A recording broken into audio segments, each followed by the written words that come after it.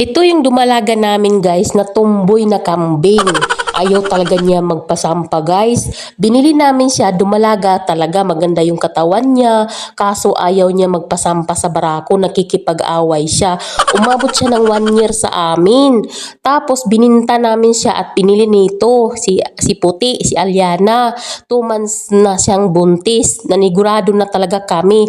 Kaso lang, iniba siya ng kulungan kasi matapang. Kaya ayan, nanigurado talaga kami na binili namin ay buntis na. Kaya pag bumili kayo guys, paniguraduhin nyo na lang na buntis na yung kambing. Nasampahan na, at least nakita nyo talaga at sigurado na buntis na binili nyo. Kasi pag dumalaga, di ka sigurado na yan ay mabubuntis ba o hindi.